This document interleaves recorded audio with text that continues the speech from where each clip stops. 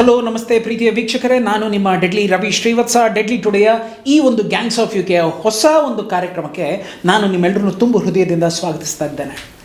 ಮನುಷ್ಯನಿಗೆ ಜೀವನದಲ್ಲಿ ಮುಂದೆ ಗುರಿ ಇರಬೇಕು, ಹಿಂದೆ ಗುರು ಇರಬೇಕು ಅಂತ ಹೇಳ್ತಾರೆ. ಆ ನಿಟ್ಟಿನಲ್ಲಿ ನನ್ನ ಹಿಂದೆ ನಿಂತಹ ಗುರು it was one and only K V Raju sir. K V Raju sir ಅಂತ ಹೆಸರು ಹೇಳ್ಬೇಕಾದ್ರೂ ಕೂಡ ಮೈ ನಡಗತ್ತೆ, ಮುಖದಲ್ಲಿ ಬೆವರು ನೀರು ಇಳಿಯುತ್ತೆ, ಹೃದಯದಲ್ಲಿ ಲಬ್ಡಮ್ ಅದು ಜಾಸ್ತಿ ಆಗುತ್ತೆ. ಯಾಕೆ ಅಂತಂದರೆ ಆ ವ್ಯಕ್ತಿಗೆ ಇರುವಂತಹ ಒಂದು ಸ್ಥಾನ, ಆ ವ್ಯಕ್ತಿಗೆ ನಾವು ಕೊಡುವಂತಹ ಗೌರವ ಅದು ಒಂದು ಪ್ರತ್ಯೇಕವಾದದ್ದು. ಅದು ಇಡೀ ಚಿತ್ರರಂಗ ಒಂದು ಕಡೆ ಒಂದು ತಕ್ಕಡಿಗೆ ಇಟ್ಟು ಅಂತಂದರೆ ಕೆ ವಿ ರಾಜು ಸರ್ನ ನಾನು ಮತ್ತೊಂದು ತಕ್ಕಡಿಯಲ್ಲಿ ಹಾಕ್ಲಿಕ್ಕೆ ಇಷ್ಟಪಡ್ತೀನಿ. ತಕ್ಕಡಿಯಲ್ಲಿ ಹಾಕೋಕ್ಕೂ ಕೂಡ ಅದು ತಪ್ಪಾಗುತ್ತೆ ಅಂತ ಹೇಳಲಿಕ್ಕೆ ಇಷ್ಟಪಡ್ತೀನಿ. That is the value of our K V R sir. ನಾನು ಯಾಕೆ ಇವತ್ತು ನನ್ನ ಗುರುಗಳ ಬಗ್ಗೆ ಮಾತಾಡ್ತಾ ಇದ್ದೀನಿ ಅಂತಂದರೆ, ಇವತ್ತು ನಿಮ್ಮ ಮುಂದೆ ಬರ್ತಾ ಇರ್ತಕ್ಕಂಥ ಅತಿಥಿ ಆ ನನ್ನ ಗುರುಗಳಿಗೆ ಅದೇನೋ ಹೇಳ್ತಾರಲ್ಲ, ಸಂಬಂಧ, ರಕ್ತ ಸಂಬಂಧ, ಮಗದೊಂದು ಅವರ ಊರ್ಗೋಲು, ಅದು ಇದು ಏನು ಹೇಳಿದ್ರು ಕೂಡ ಅದು ಕಮ್ಮಿ ಅಂತಲೇ ಹೇಳಲಿಕ್ಕೆ ಇಷ್ಟಪಡ್ತೇನೆ. ನಾನು ಮತ್ತು ರಮೇಶ್ ಅಣ್ಣ, ಅಕ್ಷಯ್ ಅವರು ನಾವೆಲ್ಲ ಕೂತ್ಕೊಂಡು ಕಥೆಯನ್ನು ಡಿಸ್ಕಸ್ ಮಾಡ್ತಾ ಈ ಪಾತ್ರ ಇದು ಮಾಡಬೇಡ, ಈ ಪಾತ್ರ ಇದು ಮಾಡಬೇಡ, ಈ ಪಾತ್ರ ಹೀಗೆ ಮಾಡೋಣ, ಈ ಪಾತ್ರ ಹೀಗೆ ಮಾಡೋಣ ಅಂತಿರುವಾಗ ರಮೇಶ್ ಅಣ್ಣನ ಆ ಒಂದು ಕಣ್ಣಿನ ತುದಿಯಲ್ಲಿ ಒಂದು ಕಾತುರತೆ ಇತ್ತು. ಆ ಒಂದು ಪಾತ್ರಕ್ಕೆ ಅವ್ರು ಯಾರನ್ನೋ ಹೇಳಬೇಕು ಅಂತ ಹಪಹಪಿಸ್ತಾ ಇದ್ರು. ಅದು ಕೂಡ ನನಗೆ ಮನಸ್ಸಿನಲ್ಲಿತ್ತು. ನಾನೇನು ಹೇಳ್ತೀನಿ ಅಂತ ಅವರು ನನ್ನ ತುಡಿತ ಏನಿತ್ತು ಅಂತ ಅವ್ರು ಆ ಕಡೆ ಕಾಯ್ತಾ ಇದ್ರು. ಇಬ್ಬರ ಬಾಯಿನಲ್ಲಿ ಬಂದಂತಹ ಒಂದೇ ಒಂದು ಹೆಸರೇನು ಅಂತಂದರೆ that was Amogh.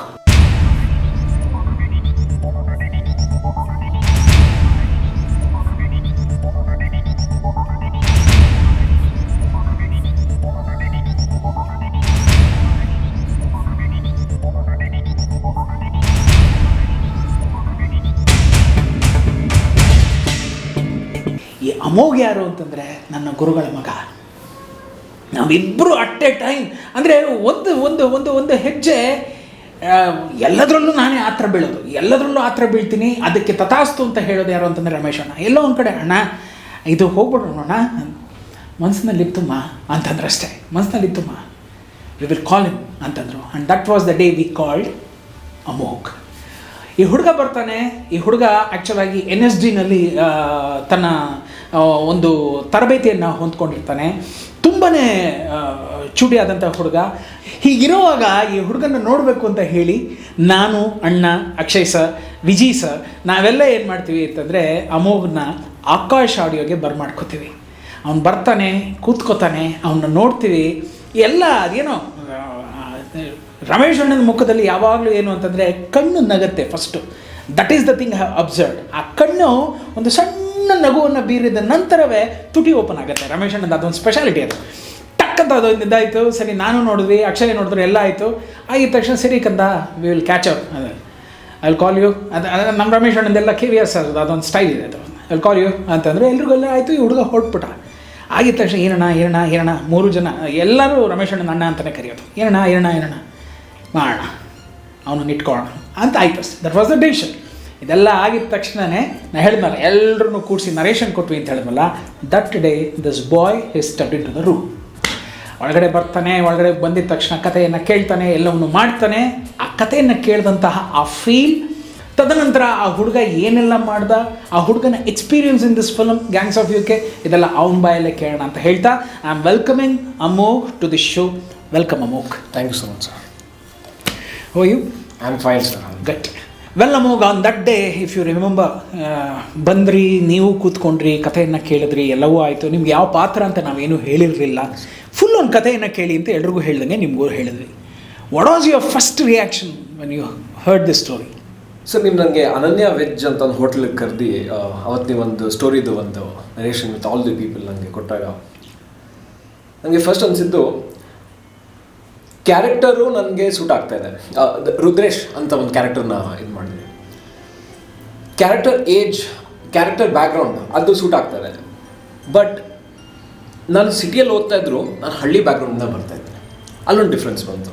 Can I pull this off? I just wanted to be part of one fast paced movie like your sir. ನಾವೆಲ್ಲ ನೋಡ್ಕೊಂಬಂದಿದ್ದೀವಿ, ಡೆಡ್ಲಿ ಸೋಮನ ನೋಡ್ಕೊಂಬಂದಿದ್ದೀವಿ. The kind of action movies and that fast pacingness ಏನು ಬರುತ್ತೆ ಆ screen ಪ್ಲೇಯಲ್ಲಿ, it keeps you hooked to the screen. ಆ ಥರ ಮೂವಿಯಲ್ಲಿ I wanted to be a part of it. And I think God heard it and he just granted me that wish. More of god father. And yes sir, it's both to me. Father is my God to me. If you remember, or ನಿಮಗೆ ಮತ್ತು ಕಾಳಿಗೆ ಮತ್ತು ಪೃಥ್ವಿ ಸರ್ಗೆ ಒಂದು ಗಲಾಟೆ ನಡೆಯುತ್ತೆ ಒಂದು ಜಮೀನಲ್ಲಿ. ಅಲ್ಲಿವರೆಗೂ ನನಗೇನು ಅಂತಂದರೆ I couldn't get the grip. I think it was on the 18th ನಾವು ಶುರು ಮಾಡಿದ್ರೆ 25ನೇ ತಾರೀಕು ರಮೇಶ್ ಅಣ್ಣ ವಾಸ್ ಲಿವಿಂಗ್ ಟು ಬ್ಯಾಂಗ್ಳೂರ್. ಯಾವುದೋ ಒಂದು ಕೆಲಸದ ಮೇಲೆ ಹೊರಡ್ತಾರೆ. ಆವತ್ತಿನ ದಿವಸನೇ ಆ ಸೀನ್ ಬಿದ್ದುಬಿಡುತ್ತೆ. ದೊಡ್ಡ ಸೀನ್ ಅದು. ನನಗೆ ರಮೇಶ್ ಅಣ್ಣಂಗೆ ಕೇಳ್ತಾ ಇದ್ದೀನಿ, ರಮೇಶ್ ಅಣ್ಣ ಇವತ್ತೊಂದು ದಿವಸ ಇದ್ಬಿಡಿ. ಇಲ್ಲಮ್ಮ ನಾನು ಹೊರಟ್ಬಿಟ್ಟು ಬೇಗ ವಾಪಸ್ ಬರ್ತೀನಿ ಅಂತ ಅವರು. ನನಗೆ ಈ ಸೀನ್ನ ತೆಗೆದು ಮುಂದಕ್ಕೆ ಹಾಕಕ್ಕೆ ಹೋಯ್ತು ಅಂತಂದರೆ ಬೇರೆ ಕಡೆ ಪ್ಲಾನಿಂಗ್ ಇಲ್ಲ. ಯಾಕೆಂದರೆ everything was planned in such a way, ಒಂಚೂರು ಅಲ್ಲಾಡೋರಿಗೆ ಏಟ್ ಬಿದ್ದುಬಿಡುತ್ತೆ. Already one day because of my sister have lost the shoot. ಹೀಗೆಲ್ಲ ಇರಬೇಕಾದ್ರೆ ಎಲ್ಲ ಆಯ್ತಲ್ಲ. Really I felt very happy. ಯಾವಾಗ ಅಂತಂದರೆ ಆ ಬಟ್ಟೆ ಎಲ್ಲ ಎಷ್ಟು ಈ ನಾಯಿ ಮುಟ್ಟಿದ ಮೂರ ಮಡಿಕೆನ ಯಾರು ನೋಡ್ತಾರೆ ಅದೆಲ್ಲ ಇತ್ತಲ್ಲ. There I got my confidence. ಅಂದರೆ ಈ ಹುಡುಗ ಎಳ್ಕೊಂಡು ಹೋಗ್ತಾನೆ, ನನಗಿನ್ನು ಯೋಚನೆ ಇಲ್ಲ. ಒಂದು ಕಡೆ ಹೀಗೂ ಇರ್ತಾನೆ, ಒಂದು ಕಡೆ ಹಾಗೂ ಇರ್ತಾನೆ. ಯಾಕೆಂತಂದರೆ ಇಫ್ ಯು ರಿಮೆಂಬರ್, ಅವತ್ತು ಬೆಳಗ್ಗೆನೆ ಕಾಲೇಜ್ ಮುಗಿಸ್ಕೊಂಡು ಯಾಕಣ್ಣ ಏನಾಯ್ತಣ್ಣ ಅಂತ ಹೇಳೋ ಸೀನನ್ನು ಮಾಡಿದ್ವಿ ಕಾಲೇಜಿಂದ ಬರೋ. ಅದ್ರ ಮಧ್ಯಾಹ್ನನೇ ಸಡನ್ನಾಗಿ ನೋಡ್ತು ಅಂತಂದರೆ ಡೆಡ್ ಆಪೋಸಿಟ್ ಸೀನ್ ಮಾಡ್ತಾಯಿದ್ದೀವಿ. That I felt happy. ಆ ಥರದ್ರಲ್ಲಿ ನಿಮಗೆ ತುಂಬ ಖುಷಿ ಕೊಟ್ಟಂತಹ ಸೀನ್ ಯು ಎಂಜಾಯ್ಡ್. ನನಗೆ ಇಲ್ಲಿ I scored and I enjoyed ಅನ್ನೋದು ಯಾವ್ದಾದ್ರು ನೆನಪಲ್ಲಿರುವಂಥದ್ದು? ನನಗೆ ನೆನಪಾಗೋದು ಇದು ಆಲ್ಸೋ ನನ್ನ ರಿಯಲ್ ಲೈಫ್ಗೆ ರಿಲೇಟ್ ಆಗುತ್ತೆ. ಅಪ್ಪನ ಅಸ್ಥಿ ಇಟ್ಕೊಂಡು ನಮ್ಮ 3 ಜನ ಅಣ್ಣ ತಮ್ಮಂದಿರು ತಾಯಿ ಮುಂದೆ ಬರ್ತೀವಿ. ಅಮ್ಮ ಅಳ್ತಾ ಇದ್ದಾರೆ, ಏನಕ್ಕೋ ಬಂದಿದ್ದೀರಾ ಮನೆಗೆ ಅಸ್ಥಿನ ಇಟ್ಕೊಂಡು, ನಿಮ್ಗೆ ನಾಚಿಕೆ ಮಾನ ಮರ್ಯಾದೆ ಏನೂ ಇಲ್ಲ ಅಂತ ಬೈತಾರೆ. ಅವಾಗ ನನಗೆ ಆ ಸೀನಲ್ಲಿ I was transported back few years ago. ಅಪ್ಪ ತಂದೆ ತೀರೋದಾಗ ಅಮ್ಮ ಆ ಥರ ಮಾತಾಡಿಲ್ಲ, ಆದರೆ ದಟ್ ಸೆಟ್ಟಿಂಗ್ ಆಂಬಿಯನ್ಸ್ ಕ್ರಿಯೇಟ್ ಮಾಡಿದ್ದು ನೈಟ್ ಎಫೆಕ್ಟ್ ಇತ್ತು. ಅಷ್ಟು ಜನ ಊರಿನ ಜನ ಸೇರಿದ್ರು ಅಲ್ಲಿ ಆ ಸೀನಲ್ಲಿ. ಆಮೇಲೆ ಇಮಿಡಿಯೇಟಾಗಿ ಅಮ್ಮ ತೊಗೊಂಡು ಮಡ್ಕೊಂಡು ಹೊಡೆದಾಕ್ಬಿಡ್ತಾರೆ. ಅವಾಗ ನನಗೆ it just hit my heart. ಹಂಗೆ ಆ ಸೀನಲ್ಲಿ I didn't plan to act, it just happen. I am just going and grabbing the ashes and the bones. ಅಲ್ಲಿ ನನಗೆ it's like unconscious act. Even when I'm speaking, my hands are shaking because of course that's a high emoted scene. Very emotionally charged ಆಗಿತ್ತು sir ಆ scene ಮಾತ್ರ. If I took a few minutes even after the scene completed, ನಾನು cool down calm down ಮಾಡ್ಕೊಳ್ಳೋಕ್ಕೆ ಅಂತಾನೆ. That was my favorite scene. The day one, first time you started the shoot. Yes sir. I think the first day only ಇದು ಅನ್ಸುತ್ತೆ, ನಾವು jail set enter ಆಗ್ತೀವಿ, ದೇವಸ್ಥಾನ night effect ಅಲ್ಲಿ open ಮಾಡ್ತೀವಿ, ಎಲ್ಲ ಒಂದು ಮಾಡ್ತೀವಿ. ಆ ಬೆಂಕಿಯನ್ನು ಒದ್ದು ಶಿವಯ್ಯ ಯಾವುದೇ ಕಾರಣಕ್ಕೂ ಅವ್ರು ತಪ್ಪಿಸ್ಕೋಬಾರ್ದು ಅದು ಕೂಗೋದಿದೆಯಲ್ಲ, ಅಲ್ಲಿಂದ ಕುಂಬಳಕಾಯಿವರೆಗೂ. How was the journey Gangs of UK? ಒಳಗಿನ ಆತಂಕ ಸರ್, ಆಚ ಕಡೆ ಅಲ್ಲಿಂದ ಶೆಕೆ, ಅಲ್ಲಿಂದ ಬಿಸಿ. ಡೈರೆಕ್ಟರ್ ಕಣ್ಣಲ್ಲಿ ಈ ಹುಡುಗ ಮಾಡ್ತಾನ ಅಂತ ಆಲ್ ಆಫ್ ದಿಸ್ ಪ್ರೆಷರ್. ನಾನು ಕುಕ್ಕಾಗಿ ಚಾರ್ಕೋಲಾಗಿ ಏನಾಗ್ತೀನಿ ಅಂತ ಅಂದ್ಕೊಂಡಿದ್ದೆ. But I came shining out like a diamond due to guidance of the director and Ramesh sir. ಅಷ್ಟನ್ನು ಆ ಒಂದು ಎಕ್ಸ್ಪೀರಿಯನ್ಸ್ ಏನಿದೆ, ಇಟ್ ಪಾಲಿಶ್ಡ್ ಮೀ.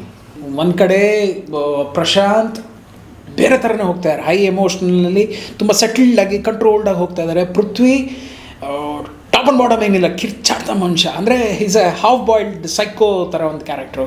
ಇವರಿಬ್ಬರ ಮಧ್ಯದಲ್ಲಿ ನೀವು ಈ ಕಡೆ ಪಕ್ಕದಲ್ಲಿ ಈ ಪೊಲಿಟಿಕಲ್ ಕ್ಯಾರೆಕ್ಟರ್ಸು, ಪೊಲೀಸ್ ಆಫೀಸರ್ಸು, ಅವರು ಇವರು ಬಂದು ಹೋಗೋ ಒಂದಷ್ಟು ಇದೆ. ಈ ಗೊಂದಲಗಳು, ಈ ಒಂದು ಇವ್ರ ಮಧ್ಯದಲ್ಲಿ ಜರ್ನಿ ಯಾವುದು ತುಂಬಾ ಕಷ್ಟ ಆಗ್ತಾ ಇದೆ. ಇದ್ರ ಮಧ್ಯದಲ್ಲಿ ಇವ್ರು ಯಾರು ನನ್ನ ಅರ್ಥ ಮಾಡ್ಕೋತಿಲ್ಲ ಅಂತೆಲ್ಲ ಹೇಳಿ ಕೂಡ ಪಾಸ್ ಆಗಿ ಬಂದಂತಹ ಪಾತ್ರ ದಿನ ಆ ಕ್ಯಾರೆಕ್ಟ್ರು, ಆ ಸೀನ್. ಪ್ರಶಾಂತ್ ಸರ್ ಏನಿದ್ದಾರೆ, ನಮ್ಮ ಅಣ್ಣ ಒಪ್ಕೊಂತೆಲ್ಲಾನು ನಾನು ಮಾಡಲೇಬೇಕು ಶಿವಯ್ಯ, ನಾನು ಮಾಡಲೇಬೇಕು ಅಂತ ನಿಂತ್ಕೊಂಡಿದ್ದೆ. ಬಟ್ ಒನ್ಸ್ ಶಿವಯ್ಯಂಗೆ ಏನಾದರೂ ಒಂಚೂರು ಆದಾಗ ನಾನು ಹೋಗಿ ರವಿಕಾಂತ್ ಪಾಟೀಲ್ ಅವ್ರ ಮುಂದೆ ನಿಂತು ಬೇಡ್ಕೊಂಡು, ನನಗೆ ಆಗೋಗ್ಬಿಟ್ಟಿದೆ, ನಮಗೇನಾದ್ರು ಮಾಡಿ. ಆ ಸೀನಲ್ಲಿ ನನ್ನ ಕ್ಯಾರೆಕ್ಟರ್ಗೆ ನನಗೆ ಚೇಂಜ್ ಅನಿಸು sir. Okay, in the course of the story ಆ ಹುಡುಗಂಗೆನೆ ಆ ಹಾಟ್ ಹೆಡೆಡ್ನೆಸ್, ಆ ಬಿಸಿ ರಕ್ತದಿಂದ he has started to understand how to carry his family along since his father is ಇಲ್ಲ ಇವಾಗ. ಓಕೆ, ಆ ಸೀನ್ ನಂಗೆ ಒಂದು ಟರ್ನಿಂಗ್ ಪಾಯಿಂಟ್ ಅಂತ ನನಗೆ film. In the film. So ಎಲ್ಲರೂ ಕೇಳ್ತಾ ಇದ್ದೀನಿ, how do you place gangs of UK among all these films, all ABC to XYZ films? Sir, Kannada film ಇಂಡಸ್ಟ್ರಿಯಲ್ಲಿ ನಾನು ನೋಡಿರೋ ಹಾಗೆ ಉತ್ತರ ಕರ್ನಾಟಕದ ಒಂದು ಭಾಷೆ ಆಗಲಿ, ನೆಲ ಆಗಲಿ, ಒಂದು ಕಲ್ಚರಿಂದ ಇದಾಗಲಿ, we have not explored more of the stories. ಇಲ್ಲ, ಈಗ ಏನಾಗುತ್ತೆ, ನಾವು ಫಾರ್ ಎಕ್ಸಾಂಪಲ್ ಗಣೇಶನ ಇಟ್ಟೆ ನಾವು ಫಸ್ಟ್ ಪೂಜೆ ಮಾಡಬೇಕು. ಆ ಥರದ್ರಲ್ಲಿ ಕನ್ನಡ ಚಲನಚಿತ್ರದಲ್ಲಿ ಏನಾದ್ರು ಉತ್ತರ ಕರ್ನಾಟಕದ ಸಿನಿಮಾ ಅಂತ ತೊಗೊಳ್ತು ಅಂತಂದರೆ ಫಸ್ಟ್ ನಮಗೆ ಬರೋದೇ ಹುಲಿಯ. ಓಕೆ, ಹುಲಿಯ ನಭೂತೋ ನ ಭವಿಷ್ಯತಿ, ಅದನ್ನು ನಾವು ಏನೂ ಮಾಡೋಕ್ಕಾಗಲ್ಲ, ಅದನ್ನು ಟಚ್ ಸಹಿತ ಮಾಡೋಕ್ಕಾಗಲ್ಲ. So that is that. ಅದನ್ನು ನಾನು ಮಾತಾಡ್ತಿಲ್ಲ. And don't compare this to that one also. ಯಾಕಂದರೆ ನಾನೇ ಓಪನ್ ಆಗಿ ಹೇಳ್ತೀನಿ, ಅದು ಮಾತಾಡ, it's just like a dictionary for us. Uttara Karnataka ಅಲ್ಲ, ಇಡೀ ಕರ್ನಾಟಕಕ್ಕೆ ಅದೊಂದು ಸಿನಿಮಾ, ಅದು ಬೇರೆ ಥರ. ಅದನ್ನು ಬಿಟ್ಟು ಇನ್ನೇನು ಸಿಕ್ತು ನಿಮಗೆ UK ಟ್ರಾವೆಲ್ ಮಾಡ್ಬೇಕಾದ್ರೆ? ಈ ಸಿನಿಮಾ ಆಗಲಿ ಬೇರೆ ಸಿನಿಮಾ ಆಗಲಿ, ನನಗೆ ಈ ಥರ ಎಲ್ಲ ಇದೆ ಸರ್, ಇದರಲ್ಲಿ ಇದು ವಿಭಿನ್ನವಾಗಿ ಕಾಣುತ್ತೆ ಅಂತ. ಇದೊಂದು ರಕ್ತದ ಕತೆ ಅಂತ ಒಂದಿದೆ. ರಕ್ತದ ಕತೆ ಹಿಂದೆ ಏನಿದೆ, how did this come out?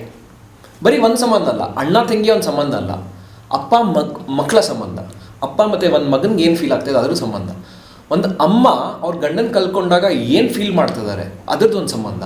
ಅದೆಲ್ಲ ಕೂಡಿದಾಗ ಏನು ಬರುತ್ತೆ ಆಚೆ ಕಡೆ, ವಾಟ್ ಇಸ್ ದ ರಿಸಲ್ಟ್?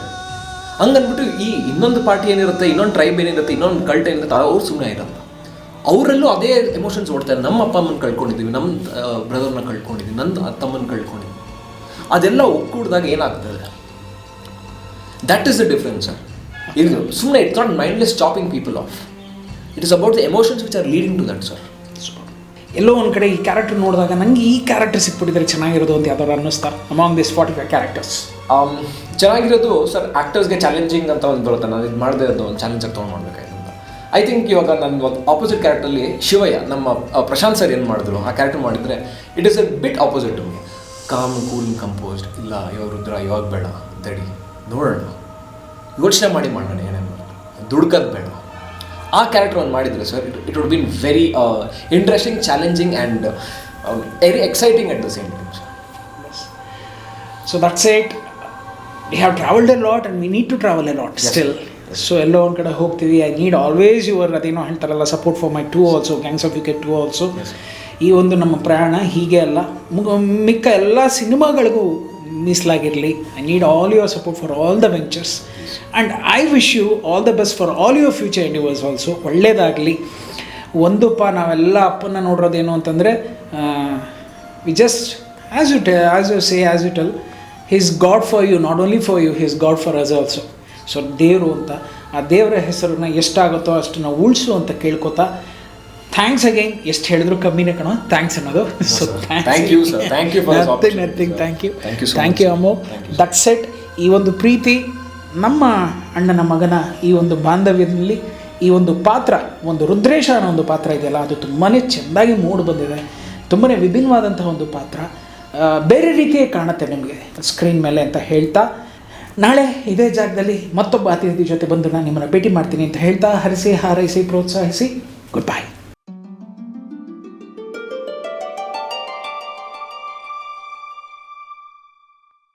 ನವಮಾಸದ ರೂಪ ನೀನು,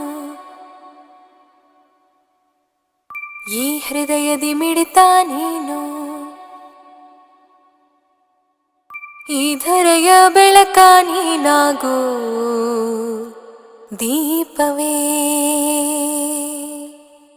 ತಾಯಿ ಒಡಲ ಕರುಳ ಕೂಗಿದು ಕೇಳದೆ.